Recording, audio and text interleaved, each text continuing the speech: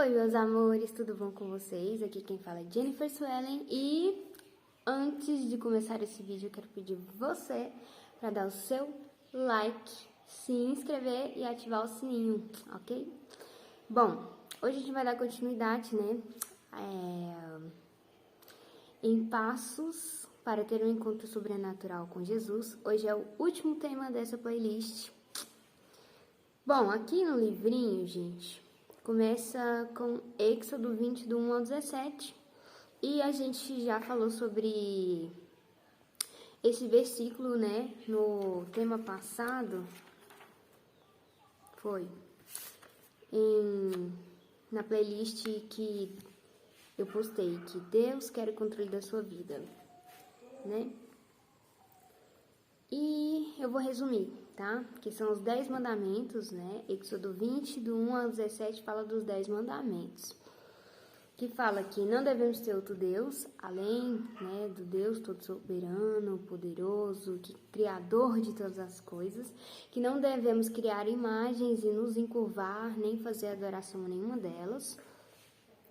Que não devemos tomar, né, o segundo mandamento, tomar o nome de Deus em vão. Que não devemos, aliás, que devemos guardar o sábado, só que como eu expliquei, né, todos os dias são dias de guardar, né, de santificar para Deus. Devemos honrar pai e mãe, não devemos matar, não devemos adulterar, furtar, dar falso testemunho, nem cobiçar as coisas alheias, certo? E eu vou começar lendo aqui a introdução do livrinho que diz assim: hoje uma grande luta inicia-se em seu interior. Mudar ou não radicalmente de vida. E mudar não é fácil. Exige um enorme esforço de nossa parte, quando decidimos sair de um lado para o outro. No meio dessa travessia, as tormentas se levantam para nos fazer voltar atrás da decisão que tomamos. Que decisão que esse livrinho aqui está relatando? Quando você decide que vai parar de beber, quando você decide que você vai parar de fumar, vai parar de usar droga, vai parar de fazer sexo antes do casamento, vai parar de adulterar, né, de trair a esposa ou o esposo. Quando você decide que você não vai viver mais uma vida pecaminosa, que você vai mudar a sua vida, é que a partir dali você vai seguir os mandamentos de Deus, os ensinamentos de Deus, que você vai se tornar uma nova pessoa em Cristo. Então, sim, vamos dizer que estar com Cristo é uma escolha que a gente faz todos os dias, porque todos os dias vem tentação, né? Vem as ideias erradas, né? Como diz aquela música, né? Todo dia o pecado vem, me chama, todo dia vem as tentações, né? E aí aqui continua dizendo assim: não se surpreenda se durante estes dias que antecederem o seu encontro com Deus, né, o dia que você se encontrar com Deus e tal, surgirem alguns problemas inesperados. Por exemplo, você decide hoje que você vai mudar a sua vida, que você quer andar com Cristo, e aí você marca para você ir num culto. E aí o seu pneu do carro estoura, ou então você é atropelado por alguém, ou então chove e você chega todo molhado no culto, ou então você briga com o marido, alguma coisa vai acontecer, vai dar errado, e não tem nada de errado nisso, é super normal. Por quê? Porque antes de você conhecer a Jesus, antes de você decidir mudar, o diabo não estava preocupado com você, não. Você já estava perdido, né? Você já era dele, vamos dizer assim. Tipo assim, não, esse daí vai pro inferno, né? Eu vou preocupar, não. Já é meu, não é assim? Agora que você decide mudar e o diabo fala assim: ixi, eu tenho que impedir com todas as minhas forças, porque senão eu vou perder ele. É assim que funciona. E aí ele tenta te impedir de ir pro culto, como é no meu caso, eu sofro para poder conseguir ir num culto, né? Infelizmente é assim. O diabo vai usar pessoas para poder te insultar, para poder te humilhar, para poder te perseguir, para poder te impedir de fazer falar assim, não, cansei, essa vida com Cristo está muito difícil, mas não é que a vida com Cristo seja difícil, é que o diabo tenta dificultar. Ele vai tentar ao máximo te impedir de permanecer no caminho com Cristo. Então, não espere, assim, não se assuste se as coisas, se imprevistos começarem a acontecer. Aí o livrinho continua dizendo aqui, ó. A oposição que hoje já existe pode se tornar mais forte. E tudo acontece para remover a fé com a qual você está caminhando em busca da transformação de sua vida daqui em diante. Ou seja, a partir do momento que você decide que você quer mudar, vai começar a luta. Por quê? A Bíblia deixa bem claro. A nossa luta não é contra carne, contra pessoas. A nossa luta é contra principados e potestades. Que são principados e potestades? Demônios, né? Satanás, Lúcifer, esses demônios tudo aí, entendeu? Então, nossa luta é contra eles, porque são eles que desde o princípio tentam nos matar, tentam destruir nosso relacionamento com Deus, tentam, né, nos arrastar porque é errado junto com ele. Aí o livrinho continua dizendo, apesar dessas possíveis tempestades que possam surgir, Deus lhe dará uma enorme paz, quando você bater o pé no chão e se mantiver firme nesse propósito. Qualquer conquista existe um grande esforço, só depende de você. Então, assim, qual é a diferença de caminhar sozinho e caminhar com Deus? A diferença é a seguinte, quando você está sozinho, sem Deus, as coisas dão errado e a tendência é só piorar. Mas quando você está com Deus, não. Né? Como a própria Bíblia diz, o choro dura uma noite, mas a alegria vem pela manhã. Né? Então, assim, você vai ter momentos tristes? Sim, todo mundo passa, né, por momentos tristes. A chuva cai para todo mundo, não é assim? Então, sim, você vai ter momentos bons e momentos ruins. A diferença é que quando você tá com Deus, Ele vai estar com você em todos os momentos. Ele vai te ajudar a superar um trauma, Ele vai te ajudar a superar uma raiva, um ódio, a superar um momento difícil, uma tristeza, uma angústia, né? Principalmente agora em tempos de Covid, né, gente? Porque muita gente fica agoniada, tipo, ai, se eu pegar Covid, se eu morrer, e como é que eu vou pagar as contas, né, gente? Só Jesus na casa.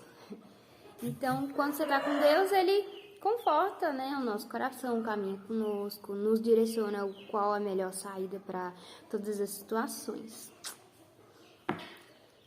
Aqui continua dizendo, né, gente, agora é subdivisões, tem a letra A, A1, A2 e a letra B, tá? A letra A fala, Deus nos deu princípios espirituais. Mateus 7,14. Vamos ler, né, gente? Deixa eu tirar isso aqui.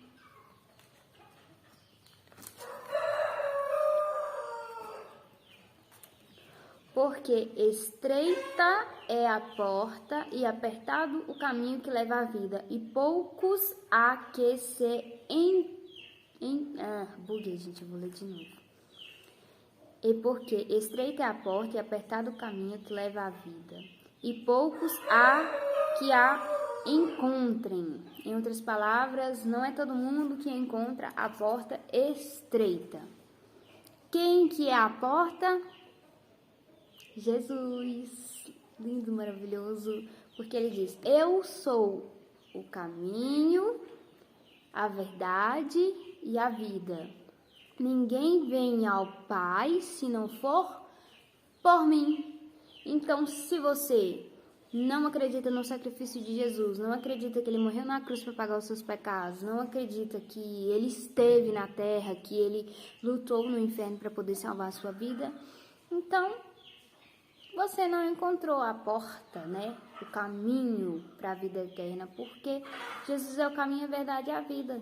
Sem ele, nós estaríamos condenados até hoje. né? Mas não, Deus nos deu uma segunda chance, entregou seu Filho Jesus na cruz para que morresse por nós, para que por meio dele a gente fosse salvo. Por quê? É ele quem intercede por nós no céu. Suponhamos assim, você parou de beber. E aí, no outro dia, você teve uma recaída e bebeu de novo. Quem vai interceder no céu por você quando você fala assim, Deus, me perdoa, eu errei de novo? Quem que vai interceder? Jesus. Jesus vai falar assim, Pai, perdoa ela, eu morri na cruz por ela, Pai, perdoa ela, entendeu? Então, quem que é o caminho, a verdade e a vida? Jesus. Então, só Jesus, gente. Tem que acreditar no sacrifício, porque sem fé, né, que é crer no que não se vê, você não estava lá quando Jesus morreu.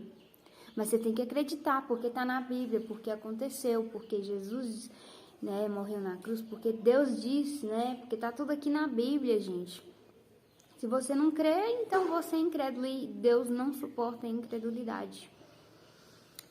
Aí aqui diz assim, princípios espirituais ou leis espirituais têm o mesmo sentido. O importante é saber que Deus, ao criar o homem, o fez debaixo desses princípios, que arrasam e destroem a vida humana.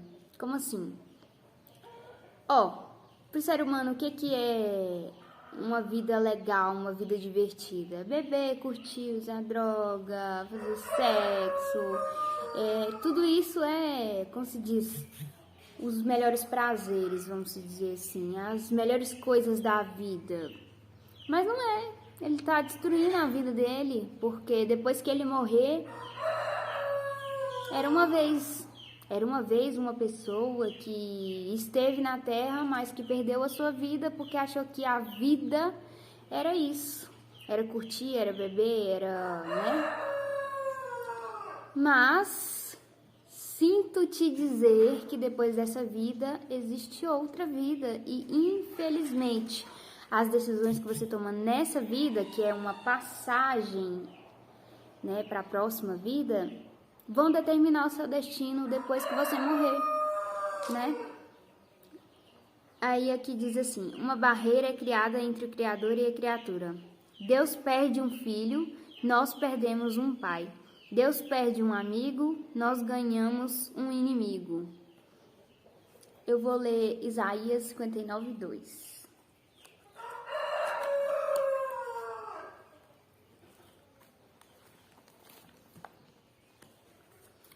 Mas as vossas iniquidades fazem divisões entre vós e o vosso Deus, e os vossos pecados encobrem o rosto de vós, para que vos não ouça. Em outras palavras, quando você peca, você cria uma barreira, uma divisão, né, uma separação entre você e Deus, vamos dizer assim. E como que a gente quebra essa barreira? A gente primeiro crê no sacrifício de Jesus na cruz, a gente se arrepende, né? Conta pra Jesus, confessa pra Jesus, tá, gente? Esse negócio de confessar com pessoas, não existe isso não, tá? Tudo bem assim, tipo, você chegar pra um pastor, por exemplo, e falar assim, olha, pastor, eu tô tentando vencer tal vício e eu preciso da sua ajuda. É uma coisa. Agora, você confessar pecados é só pra Deus. Você ajoelha no seu quarto, né? Dobra seu joelho, ajoelha no seu quarto lá, fecha seus olhos e fala com Deus, olha Deus, eu fiz isso. O Senhor me perdoa? É assim que a gente confessa pecado, gente, tá? Porque Deus, Ele tá em todos os lugares, Ele é uma pessoa, né? Um Deus e tal, tudo mais, mas não é um padre, um pastor que vai te perdoar. Então não faz sentido confessar para um pastor, para um padre, os seus pecados, porque não são eles que vão perdoar você. Não são eles quem morreram na cruz por você. Então você tem que confessar para Deus, né? Então, essas são as formas, né, de você queimar, né, essa divisão que você cria entre você e Deus quando você peca. Então, você confessa para Ele, se arrepende e para de praticar, porque arrepender não é chorar não, gente. Não é chorar. Arrepender é parar de praticar aquilo que você se arrependeu. Tipo, eu me arrependo de ter misturado água com açúcar, por exemplo. Então não mistura mais água com açúcar. Se não dá certo, se é errado, pra que tá misturando? Não tô dizendo que água com açúcar é errado, gente. É só um exemplo.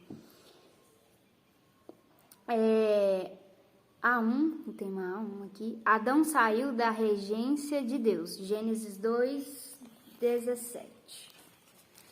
Aqui, eu não vou ler não, gente, se vocês quiserem ler, tá? Gênesis 2:16 e 17. Fala, né, que Deus, quando ele criou, né, Adão e Eva, criou o mundo, criou o planeta, criou os animais, criou as árvores, né? E aí eles colocam eles lá nesse jardim do Éden, né? Que era muito bonito lá, gente. Eu fico imaginando. Aí Jesus pede, né? Deus pede apenas uma coisa só. Não existia bebida, não existia droga, não existia nada dessas coisas, gente. Existia a árvore da vida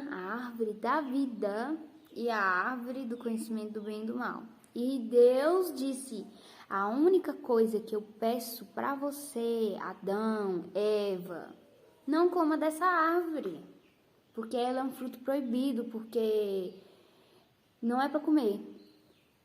Aí muitos vão perguntar assim: então por que Deus criou a árvore? Então por que tava lá essa árvore, né? Mas se você parar para observar, Deus, ele nos prova todos os dias, todas as horas, em todos os momentos. E um exemplo bem claro disso é Jó, né? O diabo chega para Deus e fala assim: eu duvido que se eu tirar tudo da vida dele, ele vai continuar te adorando. E Deus fala: pode ir. Só não toca na vida dele. E aí o diabo tira os bens materiais, o diabo tira a vida dos filhos dele, destrói a casa dele, destrói os bens dele, destrói a fazenda dele, destrói tudo. Destrói até a saúde de Jó, que Jó, se eu não me engano, deu uma doença lá, né? E aí, quando a mulher dele vira para ele e fala assim: amaldiçoa esse teu Deus e morre. E aí ele diz assim: Deus me deu, Deus tomou, bendito seja o nome do Senhor. Então, mesmo na luta, ele glorificou e Deus honrou, né, a posição dele, né? Deus devolveu tudo em dobro para ele, porque ele foi fiel, porque ele continuou cumprindo a palavra, mesmo nos momentos difíceis. Diferente de Adão e Eva, né? Que na primeira oportunidade foi lá e comeu do fruto proibido, né? É isso. Aí aqui diz assim: ao criar o primeiro ser humano, Deus deu princípios a serem guardados, né? Porém, quando ele deixou de ser regido por esses princípios, inclinou-se para a cobiça, né? E pecou. E todo pecado tem consequência. A curto ou a longo prazo, não importa, tem consequência. E eu vou dar um exemplo para vocês em Gênesis 3, 6, 19. 19, né? Só que eu não vou ler não, tá, gente? Porque é muito grande e aí senão o vídeo fica muito grande também. Gênesis 3, 6 ao 19, tá? Eu vou apenas dizer quais foram as consequências do que Adão e Eva fizeram. O pecado deles trouxe medo, né? O pecado deles permitiu que o diabo ferisse o homem, né, com suas obras malignas, né, homicídio, adultério, pornografia, suicídios e entre outros, né. A mulher, por conta disso, passou a ter dores de parto. Então, quando Deus criou Eva, ela não possuía, não sentia dores de parto. Mas, infelizmente, ela decidiu comer do fruto e Deus castigou ela. Então, por conta de Eva ter pecado desde o princípio, nós, mulheres, né, temos como sentença sentir dores de parto. A terra agora produz plantas venenosas, então dependendo da planta, se você não conhece, se você comer, você morre, né? E o homem, né, também foi castigado, ele agora tem que trabalhar duro para conseguir o sustento, para conseguir o pão de cada dia, né? E a cobra passou a rastejar sobre o seu próprio ventre e Deus colocou uma divergência, né? Uma briga entre a cobra e a mulher, porque quando uma mulher vê a cobra, a mulher pisa a cabeça da cobra, e quando a cobra vê a mulher, a cobra pica o calcanhar da mulher. Então ele colocou essa divergência. Então sempre uma cobra nunca vai ser amiga de um ser humano, gente. A2 fala: Davi sai da regência de Deus. Eu não vou me prolongar muito, mas Davi, ele sentiu atração. Aqui tá escrito em 2 Samuel 11, do 1 ao 5, né? Que é a história lá de Davi. E aí Davi se apaixona por uma mulher casada e se envolve com ela, engravida ela. E aí depois ele, para piorar, ainda mata o marido da mulher, só pra, tipo, quando aparecesse a barriga da mulher, ninguém pensasse que ela traiu o esposo, vamos dizer assim. E aí ele pede perdão para Deus, porque ele se arrepende de tudo que ele fez. Mas, vou falar uma coisa muito clara para vocês. Quando você se arrepende dos seus pecados, Deus perdoa os pecados, mas a consequência deles vai vir, porque você pecou e pecado tem consequência. E quais foram as consequências que Davi teve pelo pecado que ele cometeu? Que cometeu um homicídio, adultério e ainda fornicação, né, gente? A criança que essa mulher estava gerando morreu, tá? Em 2 Samuel 12, 21. Ele foi traído pelo filho, em 2 Samuel 15, 13 e 14. E foi humilhado pelo povo, em 2 Samuel 16, 5 e 7. Salmos 32, 3 diz que: enquanto me calei, envelheceram os meus ossos pelo meu bramido em todo dia. Como assim? Você não deve se calar quando você peca. Pecar é humano. Acontece que existe uma diferença entre pecar consciente e pecar por acidente. Por exemplo, se você sabe que é pecado adultério, você vai adulterar? Então você está fazendo um pecado consciente. Agora, se você nunca ouviu falar que adultério era pecado, que você nunca leu uma Bíblia, por exemplo, e você cometeu um adultério, aí tudo bem, foi um pecado de acidente, você não sabia que era pecado. Como é que você ia se privar de uma coisa que você nem sabia que era pecado, vamos dizer assim, né? O que fazer? Romanos 3, 23 e 24.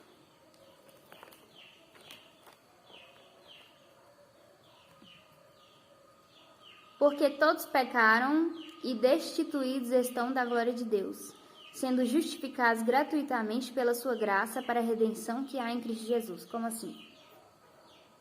Todos nós, desde a época de Adão e Eva, fomos destituídos da glória de Deus. Ou seja, você não é mais parte da minha criação, você não é mais parte, né, do reino de Deus, vamos dizer assim, literalmente. Mas aí Deus falou assim: não, eu vou dar uma segunda chance para o ser humano, porque quem influenciou eles foi o diabo, né? Quem influenciou eles a pecar foi o diabo. Então eu vou dar uma segunda chance. E aí Deus envia seu filho unigênito para morrer na cruz, para poder pagar os nossos pecados, né? E aí, por meio da graça, nós somos salvos pela graça, tá, gente? A gente não é salvo porque a gente ajudou o velhinho a atravessar a rua, porque a gente levou alguém para o hospital que sofreu um acidente, tá? A gente não é salvo pelo bem que a gente faz. A gente é salvo pela graça. O que é a graça? Jesus morreu por nós sem que nós merecêssemos. Mas ele morreu na cruz para que a gente fosse salvo. Então você valoriza, viu? E tem outra coisa. A fé sem obras é morta. Então, se você só acredita que Jesus morreu na cruz e tipo assim, eu me converti e eu tô salvo, acabou, pronto. Não, você tem que salvar outras pessoas também, falar de Jesus para as pessoas, né? Então é isso. Aqui continua dizendo assim, qualquer atitude é acompanhada por uma consequência. O que o homem semeia, colhe. Os pastores das igrejas costumam falar muito sobre a lei da semeadura. E eu concordo muito com eles. Por quê? Tudo que você planta, você colhe. Se você planta amor, você vai receber amor. Se você planta empatia, você vai receber empatia. Se você planta... como é que eu posso dizer? Enfim, tudo que você planta, você colhe. Gálatas 6, 7 e 8.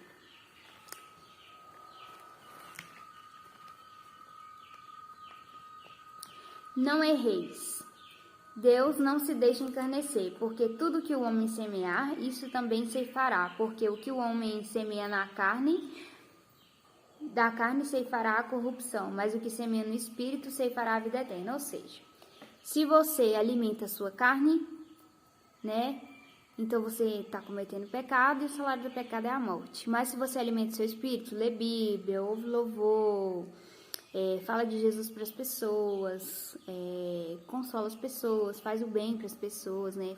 E é fazer o bem sem olhar a quem, viu, gente?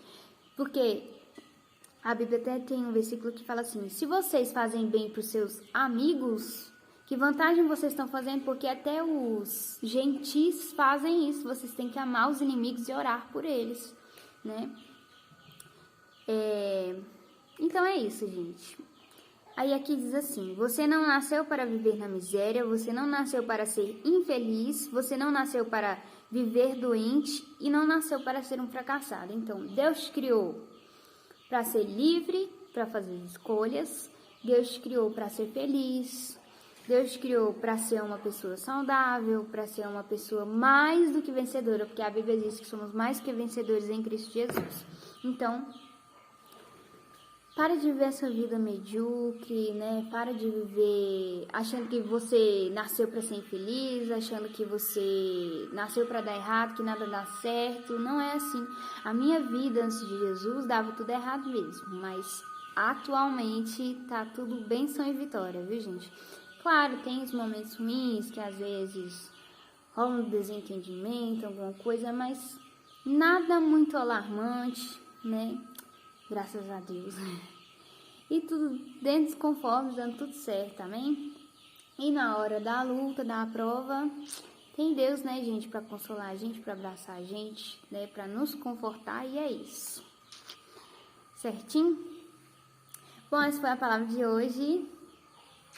Um beijo e até a próxima.